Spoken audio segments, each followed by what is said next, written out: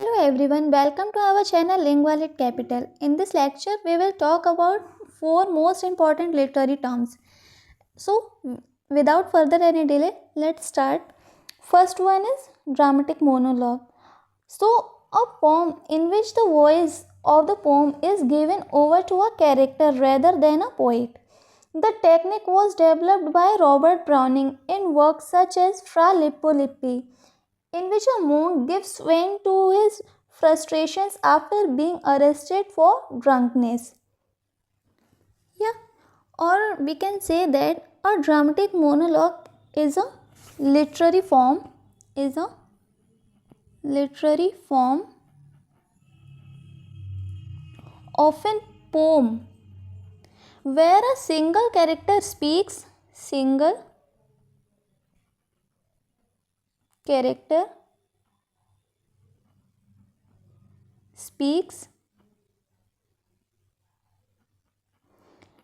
uninterruptedly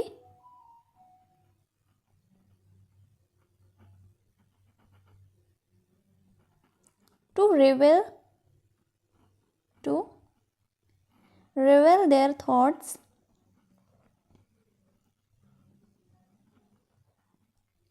feelings, and a situation critical situation to an implied or to an implied or absent listeners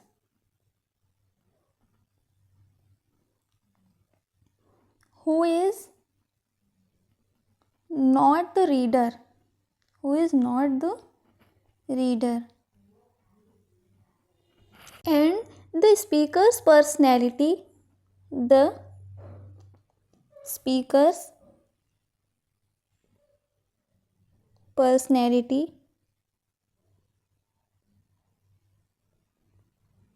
emotions, and motivations are exposed through their words, exposed through their words, often providing insight into other characters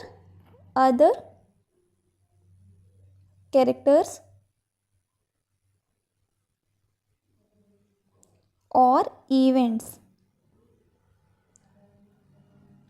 without the poet's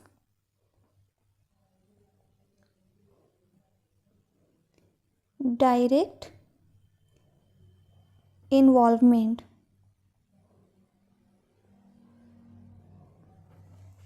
If we talk about their key characteristics, so first one is single speaker. Single speaker. So only one character speaks. Only one character speaks, delivering a long speech or address. A long speech or address.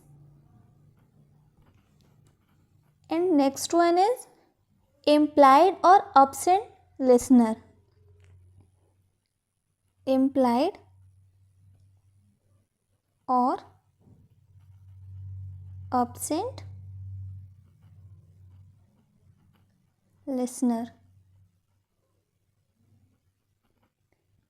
So the speaker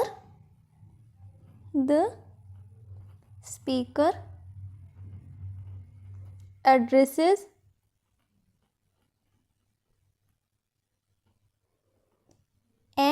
unseen and unseen listener who might be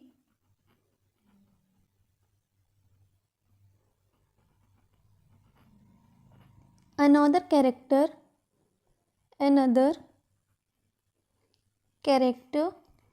a silent audience, a silent audience, or even the reader, though not directly,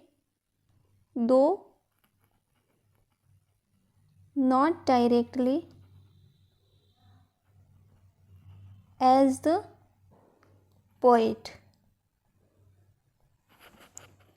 And next one is persona driven. Persona driven. So the poet creates a persona. The poet creates a persona. Yeah. A character. It means a character with a distinct voice. Yeah. Personality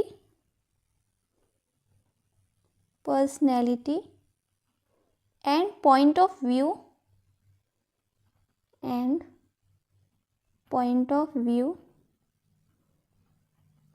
to deliver the monologue.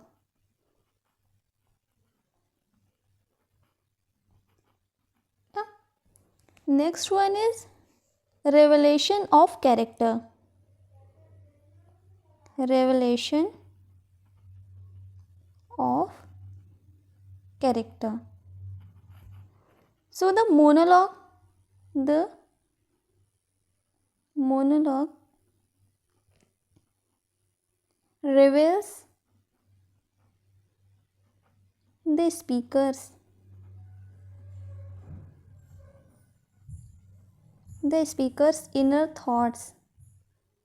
inner thoughts,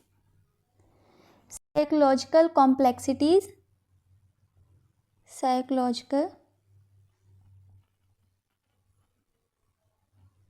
complexities,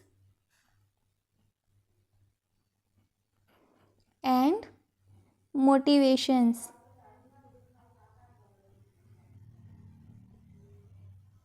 Often is a dramatic or critical moment.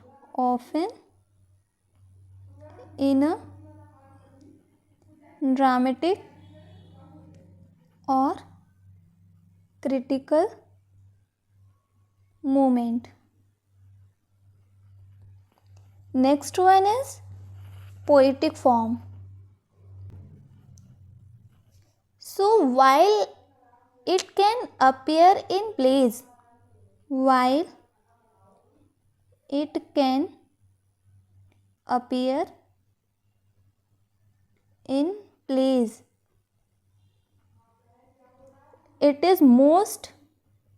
it is most commonly a poetic form.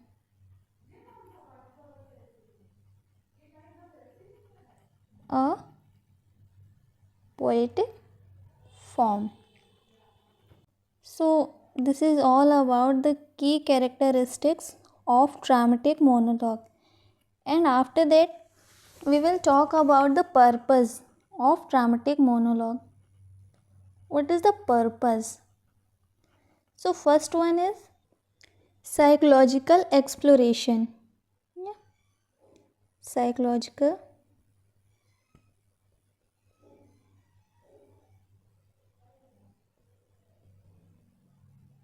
exploration.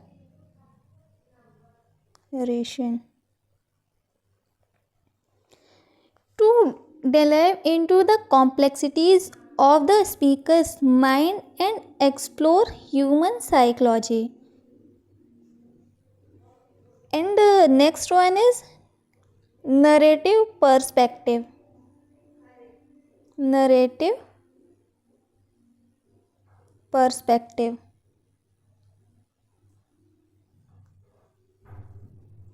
It means to offer a unique perspective on events or other characters, allowing the audience to infer information through the speaker's based or limited viewpoint. And next one is dramatic effect. Dramatic effect.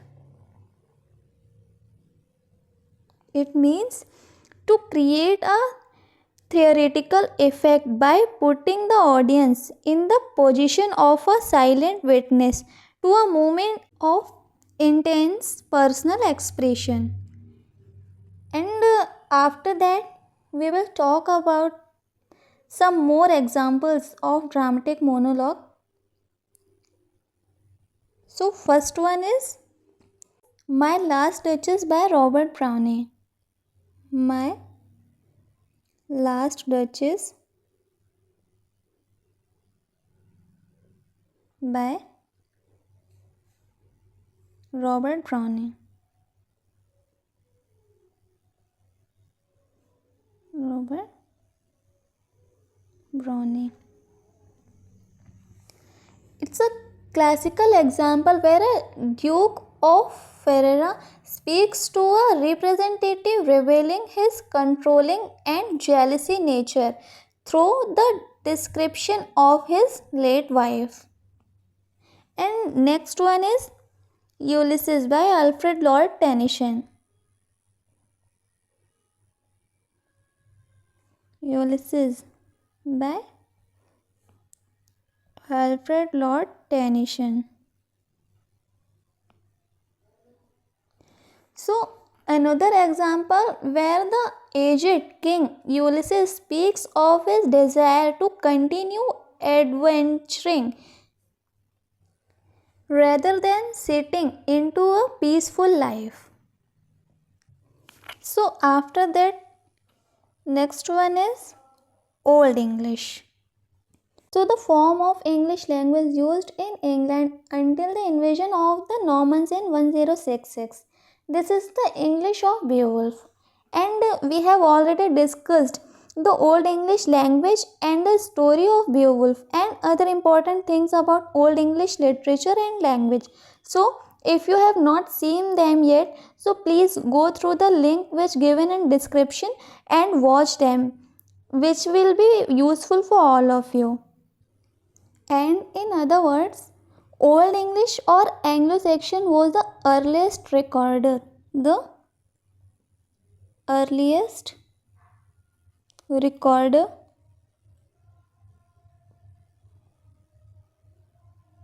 form of the English language. English language spoken in Britain. Form the mid 5th century. Mid 5th century to around 1150 AD. Yeah, it is a ancestor of modern English and developed from the Germanic languages. Developed from the Germanic languages of the Anglo-Saxon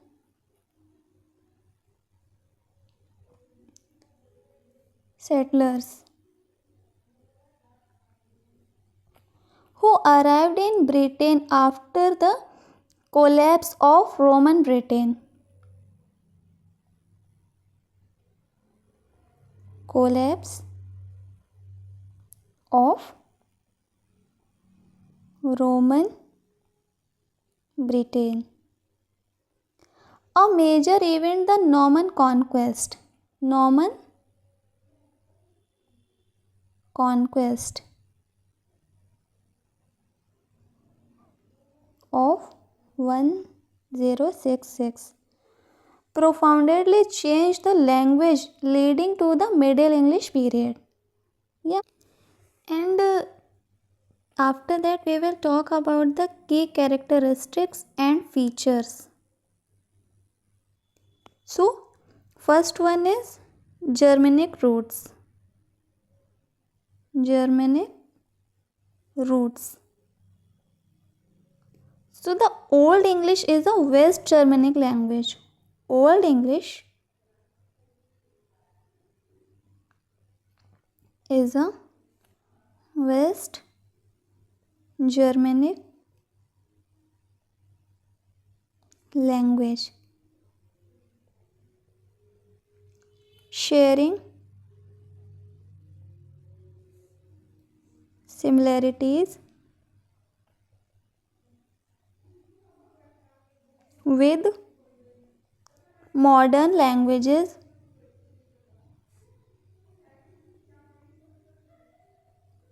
like German, Dutch, and Frisian. Yeah. Next one is fractional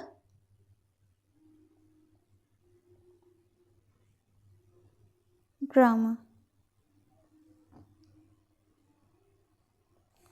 So it had complex grammar with many inflectional end. Grammar with many inflectional ends, meaning words changed form to indicate, meaning words changed form to indicate grammatical case.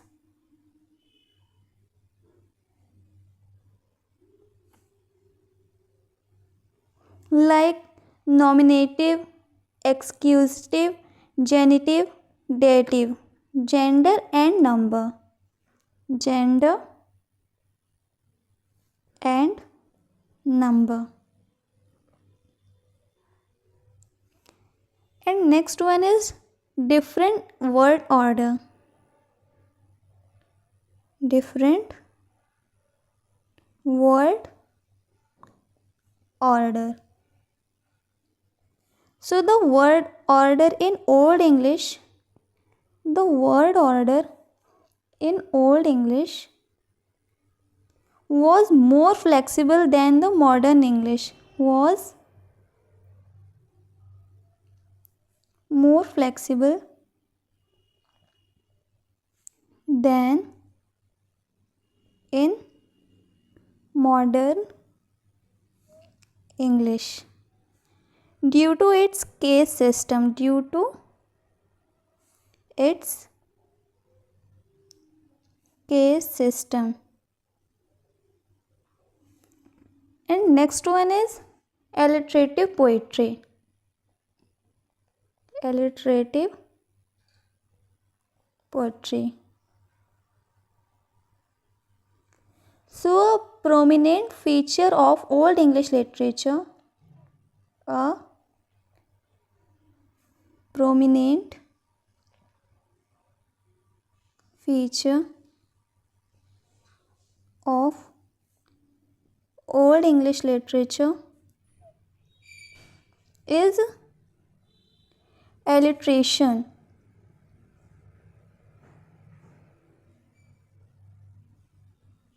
where a sound is repeated within a line of poetry. Within a line of poetry. Next one is kennings.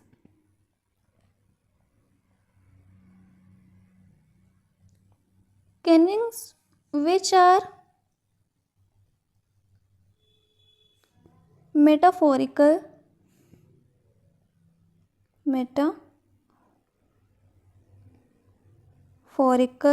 compound phrases,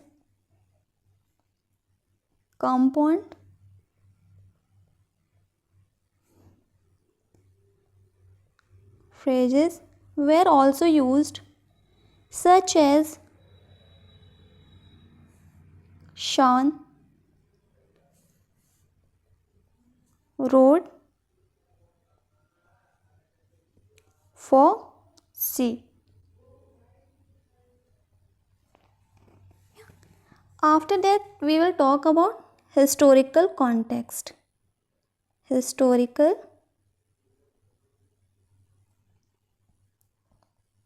context. First one is Anglo-Saxon arrival. Anglo-Saxon arrival.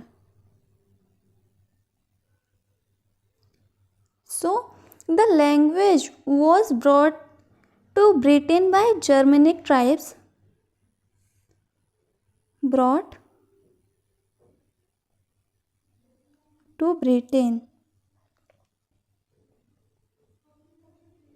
by Germanic tribes in the 5th century.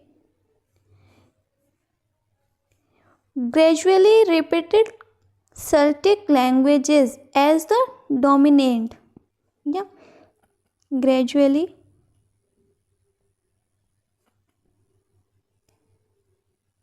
replacing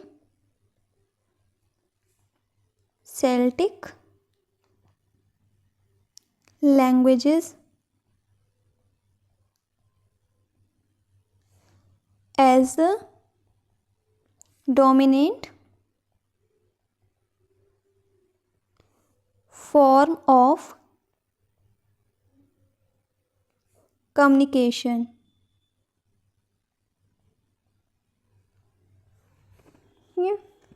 Next one is Christianity and Scandinavian influence.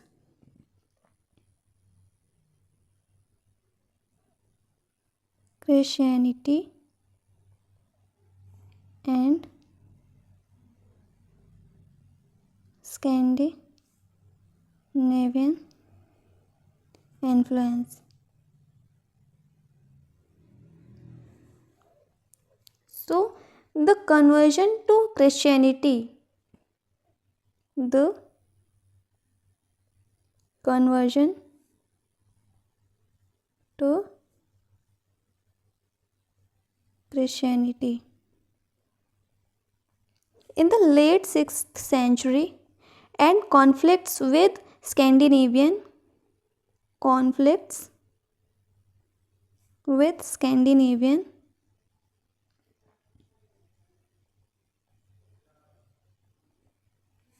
raiders influenced the language and culture. Next one is Norman conquest.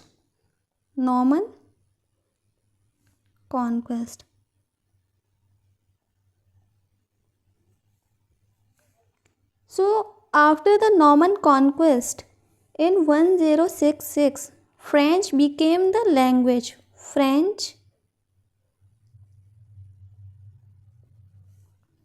became the language of ruling class. Language of ruling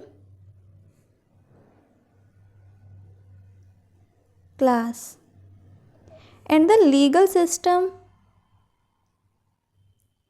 system leading to a significant mixing of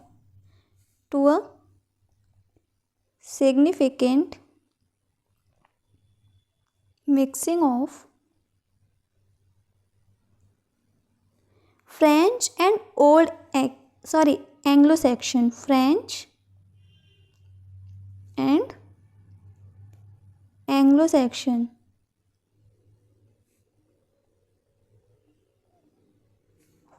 Over the subsequent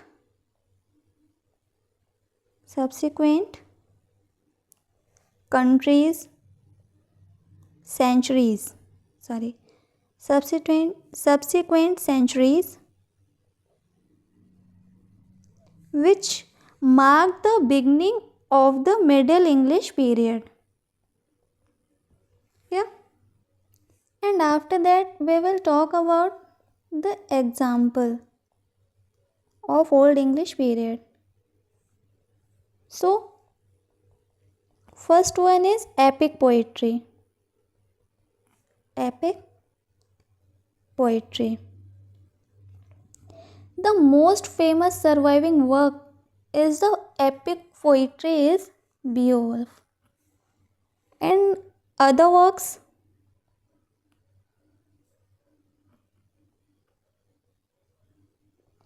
other notable works include the Wanderer, the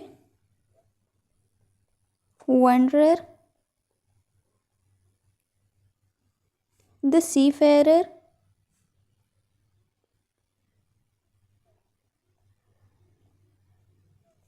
and the Anglo-Saxon Chronicle. Anglo-Saxon Chronicle.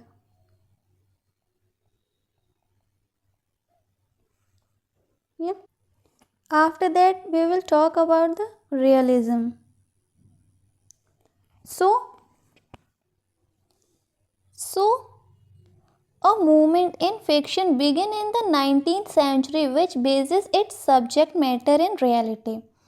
The implicit contrast is always with the romance, which takes the fantastic for its subject matter.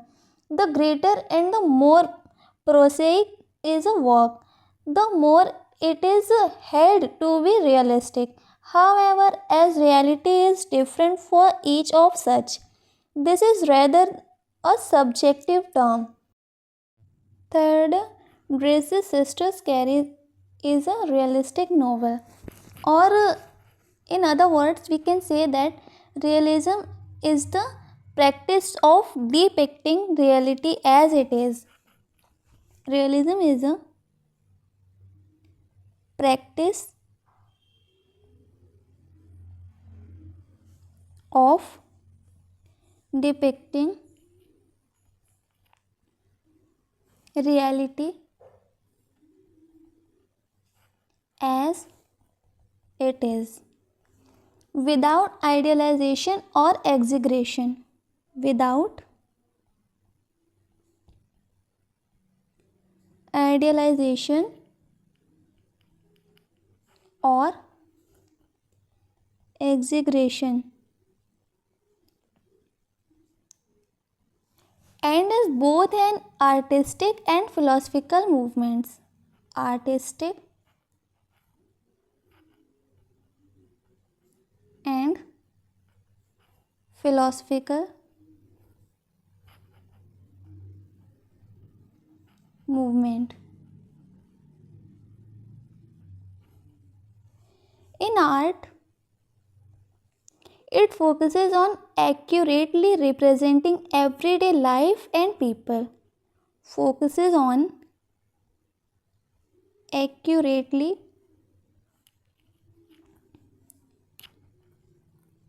representing everyday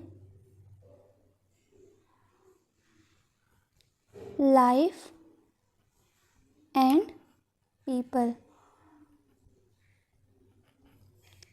While in philosophy,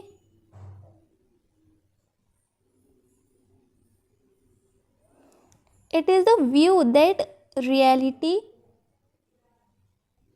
exists independently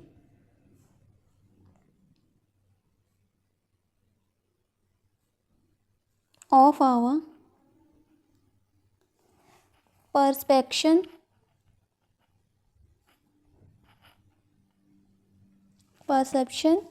of it, and it emerged as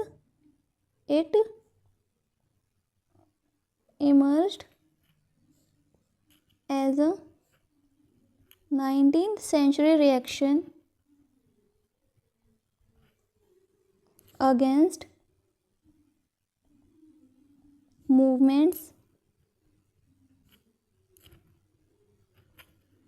like romanticism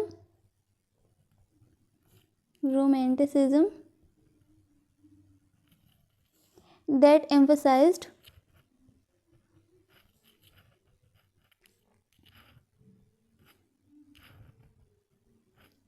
emotion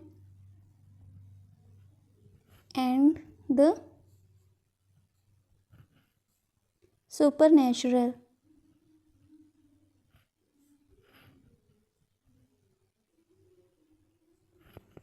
Yeah.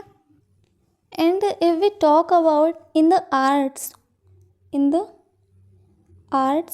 what it is, so a style of painting, a style of painting, literature, or sculpture that aims to be thought truthful, to be truthful and accurate in its representation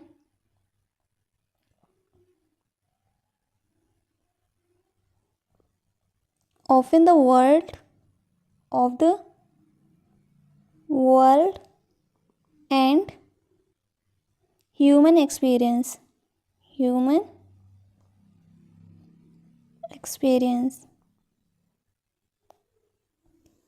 and key feature,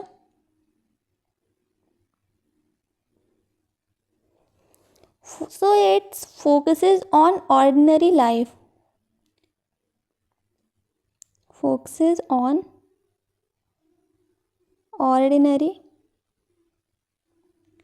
life, mundane details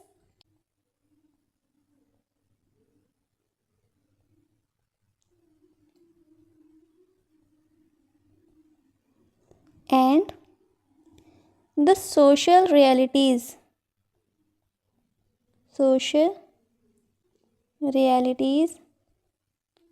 of the middle and lower classes, middle and lower classes, avoiding romanticism,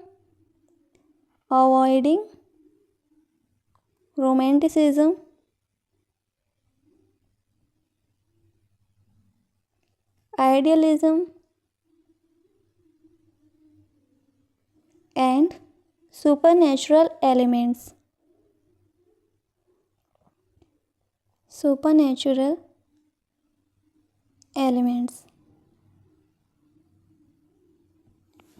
and for example, a realist painting might depict a realist painting might depict a common labor scene. Common labor scene. While a realist novel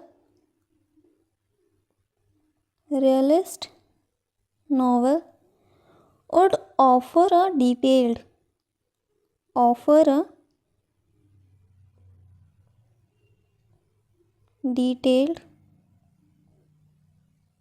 matter of fact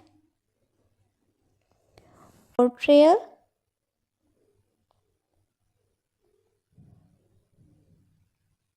of its characters' lives and social environment.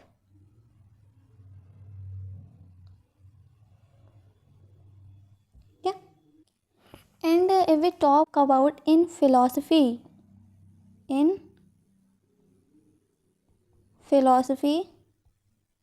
what it is, so the belief that objects, properties, and events have a mind independent, have a mind independent existence,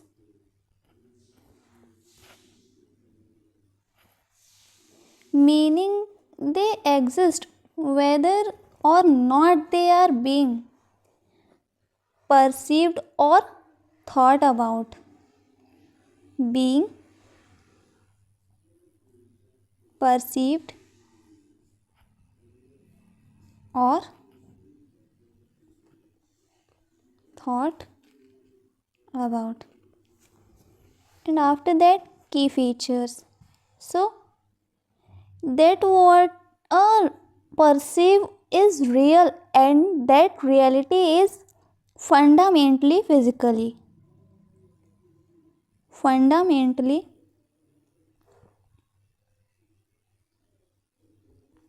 physical. It value observation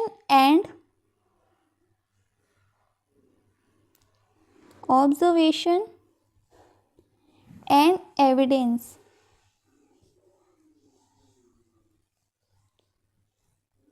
as a basis for knowledge.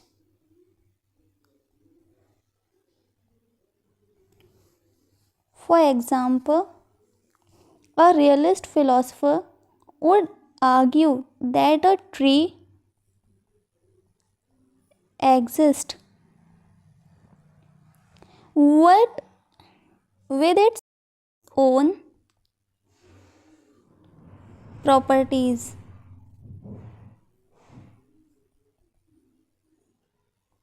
like hardness and thickness, even when no one is looking at it.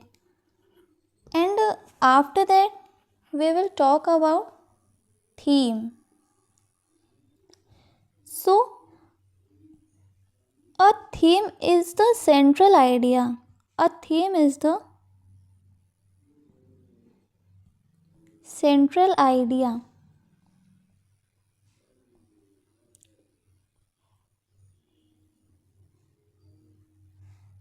Message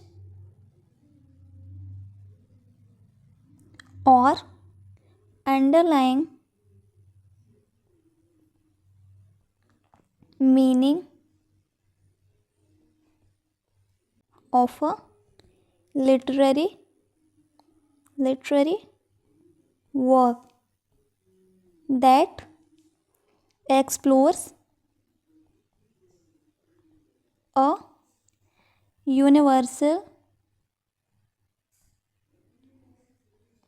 truth about life, humanity, or the world. Unlike the plot, which is a summary of events, plot, which is a summary of events. A theme is the deeper insight conveyed through the character. Deeper insight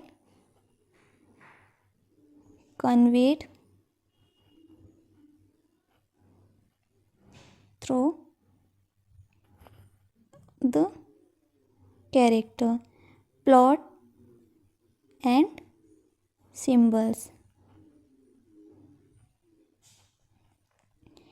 And it provides a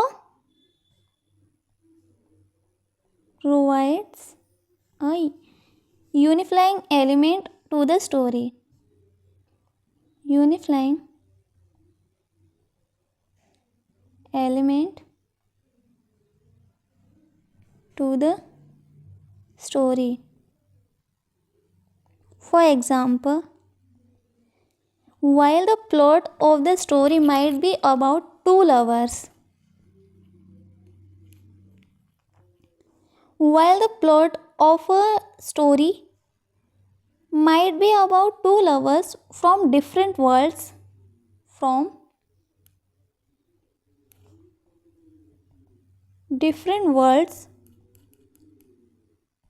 the theme could be the power of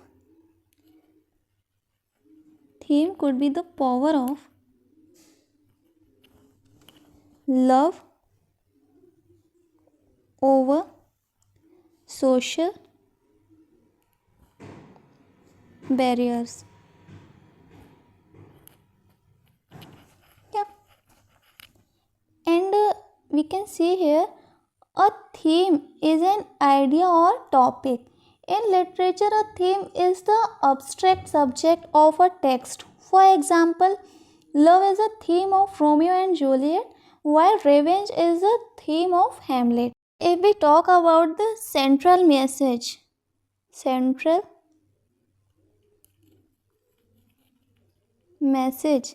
so a theme is the main point the author is trying to communicate.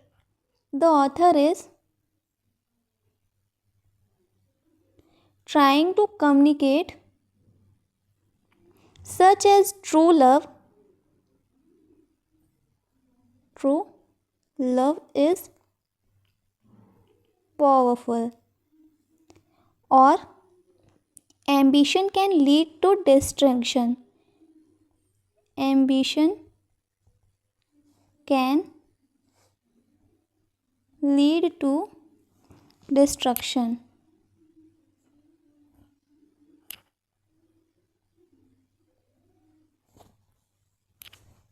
Yeah. And beyond the plot,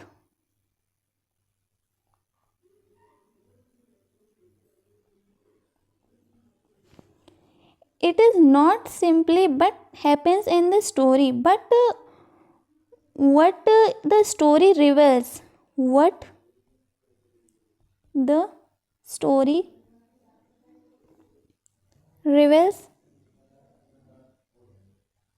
about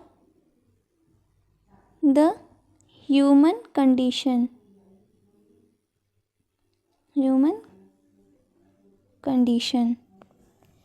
Universal concept.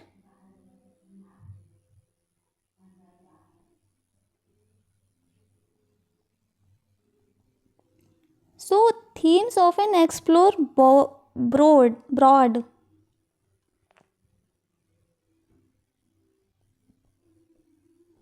universal topic like love. Universal topics like love, death, betrayal, fate, or the conflict between good and evil, and communicated through elements. So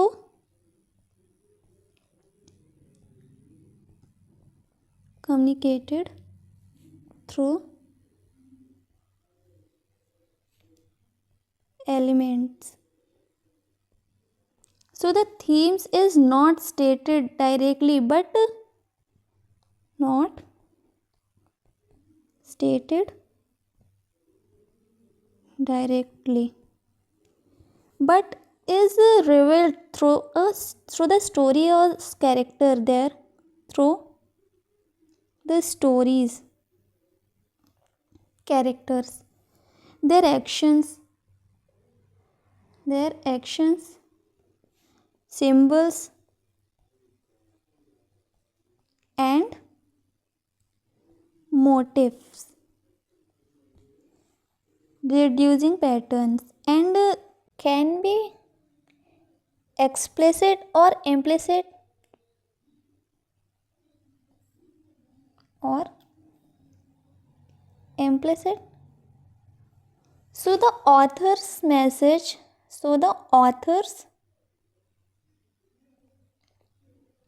message might be clear and obvious,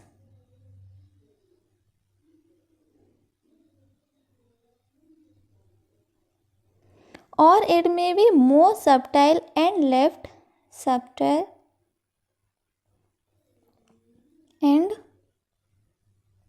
for the reader to interpret.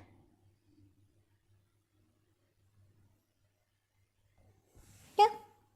So this is all about the theme, realism, Old English, and dramatic monologue. So I hope this video is very useful for all of you. So please like, comment and share, and subscribe my channel. Thanks for watching.